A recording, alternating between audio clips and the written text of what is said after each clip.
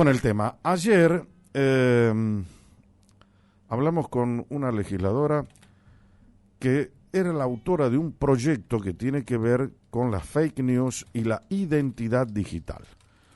Eso significa que en la Cámara de Diputados Provincial de la sesión del día martes alcanzó media sanción esta iniciativa que prevé una incorporación en el Código Contravencional de Salta de 4 artículos sobre la identidad digital de las personas referentes a la difusión, publicación y facilitación de material de carácter íntimo sin consentimiento a través de medios electrónicos. Viste, por ahí la filman a la pareja, después la terminan subiendo a las redes, todo un escándalo. En ese marco se enmascara un artículo que es el 50, que busca legislar sobre las denominadas fake news, apuntando a una sanción para quien crea noticias falsas, infunda pánico, desacredite personas o autoridades provinciales. Entre los aspectos más importantes del artículo está eso, siendo en esta última parte disparador de una polémica sobre la libertad de expresión y de prensa y una puerta abierta al blindaje de los funcionarios provinciales. Una de las personas que se refirió sobre ese tema fue la diputada Sofía Sierra, que a la sazón fue la única que votó en contra, después todo el mundo votó a favor. ¿Cómo será esta historia? Lo vamos a conocer ahora. Diputada Sierra, Jorge Calvo la saluda, buen día. Hola Jorge, muy buenos días. Bueno, hacíamos un poco el preámbulo para introducirnos al conocimiento del tema. Ayer hablé con una de la diputada que es autora de este proyecto, que ya recibió media sanción. Pero ¿por qué hay esta oposición? ¿Cómo se explicaría esto, Sofía? Bueno, vos lo explicaste muy bien, Jorge. Es un proyecto que en su artículo 1 prevé la incorporación de 5 artículos al Código de Contravención. 4 de ellos son referidos justamente a la difusión de imágenes de carácter íntimo sin el consentimiento de la persona. Y esa parte de este primer artículo, si bien es bastante polémico, porque ahí en la jurisprudencia y en los estudiosos del tema, de la cuestión penal, hay una discusión sobre si la provincia tiene competencia o no para dictar estas normas, ¿no? Pero también a la vez es una realidad que el Congreso de la Nación tiene que apurarse en incorporar este tipo de conductas al Código Penal y convertirlas en delito, porque son una realidad que hoy muchas personas viven y realmente hay que legislar con celeridad en tal sentido, ¿no? En esta vía hay hoy en el Congreso dos proyectos, uno en Senado que ya tiene media sanción del Senado y otro que ya ingresó a la Cámara de Diputados de la Nación, la ley Belén, por Belén Bragado, sí. Una mujer policía que se terminó suicidando porque el exnovio publicó unas fotos de ella. En ese sentido, mi argumento fue que era bastante discutido este tema y que me parecía quizás un error en que nosotros, si bien, o sea, ya que se está avanzando en el tema y se está trabajando a nivel nacional, podríamos incurrir en un error legislar a nivel provincial cuando quizás después con el Código Penal prevé otras sanciones y nosotros podemos ir de manera contradictoria con esa norma nacional, ¿no? Eso por un lado, y es discutible, es algo controversial, pero es discutible. Ahora, dentro de este artículo 1 de esta ley que estábamos tratando en la provincia de Salta, el artículo 50 que se quiere incorporar al Código de Contravención habla, como vos bien dijiste, de la fake news y sobre todo hice hincapié en esto, que vos también hiciste hincapié, en desacreditar personas o autoridades oficiales. ¿Por qué hago hincapié en esto? Y ahí realmente es algo que nos alarmó muchísimo, ¿no? Porque en cierta forma hay algunos, eso ya es una opinión totalmente subjetiva, muchos están diciendo que quisieron meter este artículo por la ventana o no lo publicaron y si pasaba, pasaba. Yo no creo que sea realmente ese el objetivo. pero sí, por supuesto que me preocupa el poco análisis que estamos teniendo de algunos proyectos a la hora de legislar, ¿no? ¿Y por qué digo esto?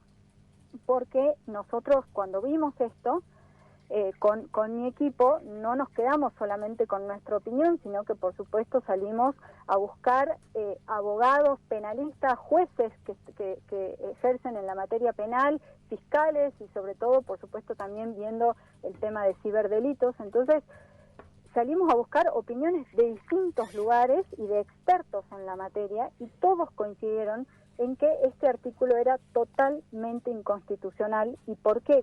Me gustaría explicarlo, sobre todo por qué. Sí, claro. Hay en la doctrina, digamos, y sobre todo en el Código Penal, está muy bien establecido que cuando hay una intención de desacreditar a una persona, están previstos en varios artículos del Código Penal, 109, 110, donde hay multas y sanciones por estas conductas, pero dice muy explícitamente que en ningún caso configura delito cuando se tratan de expresiones referidas a asuntos de interés público, es decir, cuando se trata de funcionarios públicos, jamás se puede incurrir en un delito, y esto lo marca nuestro Código Penal, lo marca la doctrina, lo marca la jurisprudencia internacional y las doctrinas de derechos humanos internacionales. Ajá. Entonces nosotros realmente con este artículo estamos incurriendo en algo realmente inconstitucional, porque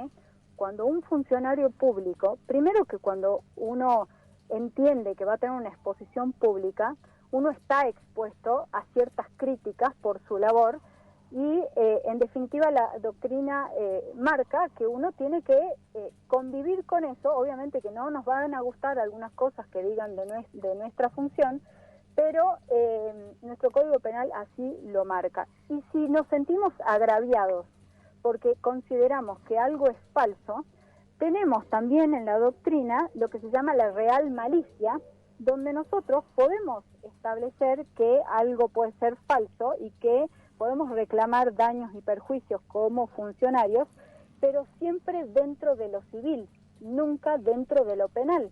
Así Entonces, es como el Código Penal no prevé sanciones cuando se trata de funcionarios públicos, bueno, entonces lo metamos dentro del Código de Contravención.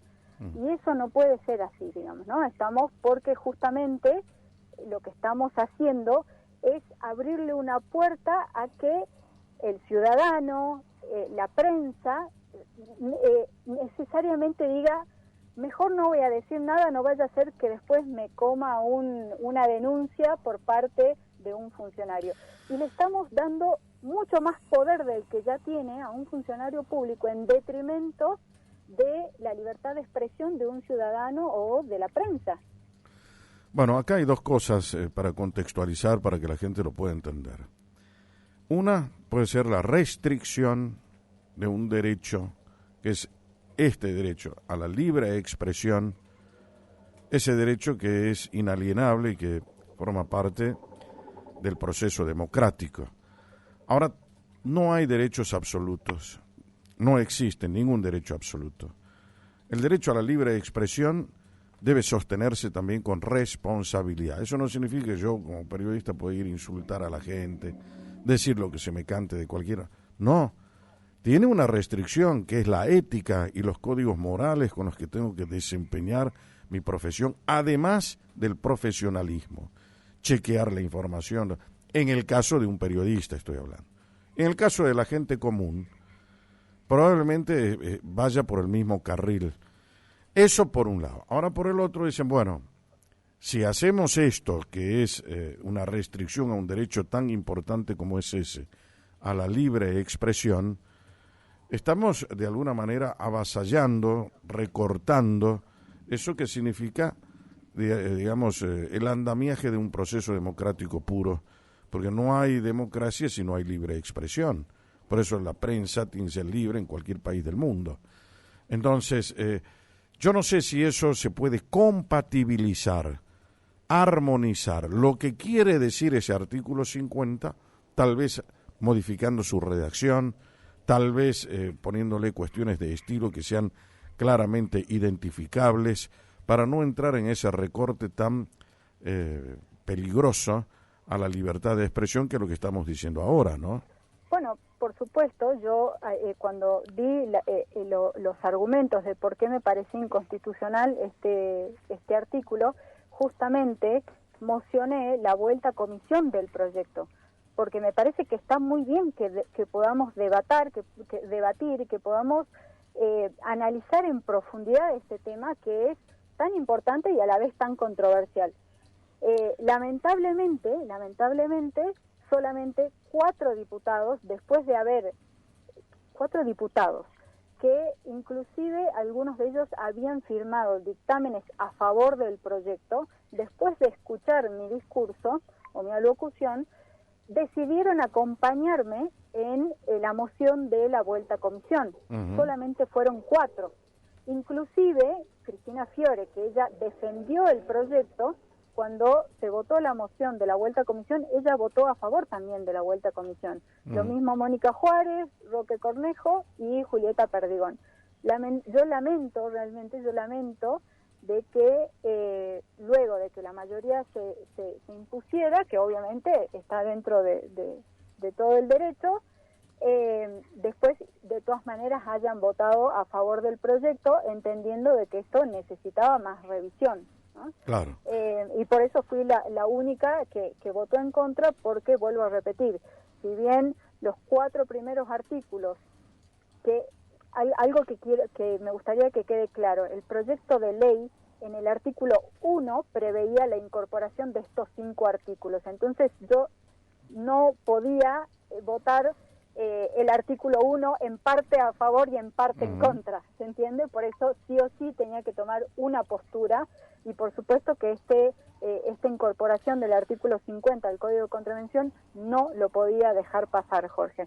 Por eso es que decidí votar en contra, ya que no habilitaron la vuelta a comisión, que para mí es una lástima, porque la vuelta a comisión habilita a tener la posibilidad de escuchar distintas voces desde distintos sectores, poner la problemática sobre la mesa desde los distintos puntos de vista, y sobre eso recién poder tomar la mejor decisión que nos parezca, y por supuesto debatido en el recinto también. Pero lo más importante acá es el trabajo en comisiones, que es el que, a mi modo de ver, se está haciendo de manera incorrecta, ¿no? Que lo vengo planteando también. Siempre vengo planteando y presenté un proyecto por el cambio de reglamento, porque inclusive hoy, como está el reglamento, estamos incumpliendo el reglamento. Yo creo que lo dije en tu radio también.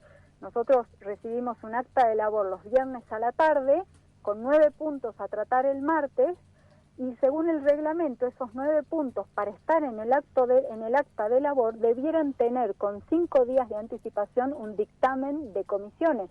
Y a nosotros el acta de labor que nos llega el viernes a la tarde tiene 9 puntos que en general siempre, salvo algún que otro caso, no tienen dictámenes de comisiones. Entonces estamos incurriendo en una falta al cumplimiento del reglamento hoy en día.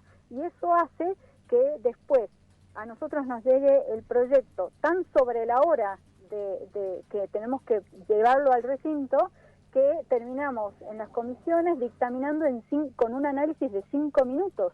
Y por eso es que tenemos estos errores, como este que me parece sumamente importante, como lo fue también la ley de llamada antipiquete y otras leyes que para mí salen mal aprobadas, a mi modo de ver, con muchos errores, cuando podríamos tener leyes mucho mejor redactadas y sin estos errores o sin estos puntos tan controversiales, sin haber tenido un análisis más profundo de la situación. Sí, es muy razonable lo que expone Sofía Sierra, porque sobre todo en el tema de la fake news también hay que tener mucho cuidado, y en eso pone el acento este artículo 50. Entonces, por eso hablo de la relatividad de los derechos, incluyendo este derecho a la libre expresión. Yo, por más que quiera hacer uso de mi libre expresión, no puedo inventar noticias falsas, enlodar a personas o poner ficciones que son absolutamente incompatibles con la realidad. Entonces, todo eso tiene que observarse y lo mejor era volverlo a comisión para que haya actos de convencimiento allí y que los diputados trabajen en una cuestión tan fina que es el límite entre lo bueno y lo malo, lo constitucional y lo inconstitucional, ¿no?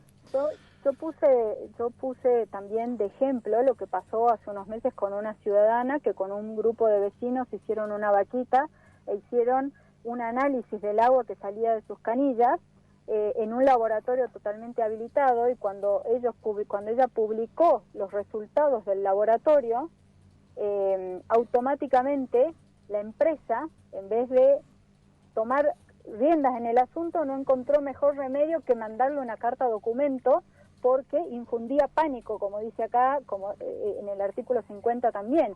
Entonces, nosotros con este artículo, Jorge, estamos desprotegiendo a la ciudadanía, porque esta persona después tuvo que poner abogados para contestar la carta documento, y nosotros no podemos avalar ese tipo de prácticas, ¿sí? Inclusive esta empresa, Aguas del Norte, mandó la carta documento cuando la ciudadana estaba de vacaciones, y publicó la carta documento en las redes sociales hasta con el domicilio de esta persona, siendo que esta persona estaba de vacaciones y se dio con la carta documento de manera física 2 semanas después, pero ella ya se había enterado por las redes que le había llegado una carta documento a su domicilio porque la misma empresa la publicó. Entonces, realmente es muy preocupante que nosotros desprotejamos así tanto a la ciudadanía como a la prensa, como a todos, para blindar a funcionarios que se sienten atacados porque alguien dice algo que a ellos no les gusta. No podemos legislar en ese sentido y tenemos que ser muy cuidadosos, porque nosotros como legisladores, nuestra función es ser órgano de control del Poder Ejecutivo y representamos al pueblo, no representamos ni a funcionarios ni a un gobierno, representamos al pueblo. Entonces, eso es algo que tenemos que tomar conciencia todos los días como legisladores.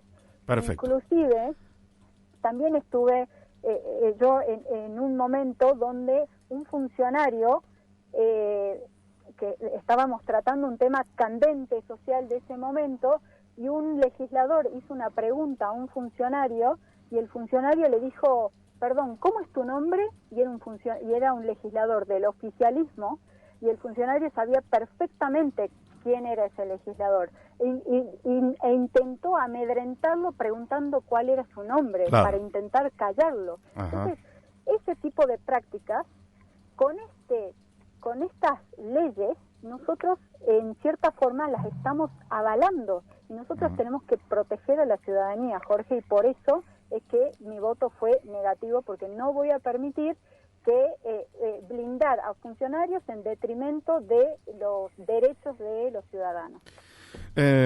Muy bien, Sofía Sierra, gracias por tu tiempo, muy amable. A ustedes, muchas gracias. Quo Vadis, con Jorge Calvo, periodismo en serio. Hablábamos en Quo Vadis con Sofía Sierra, diputada provincial.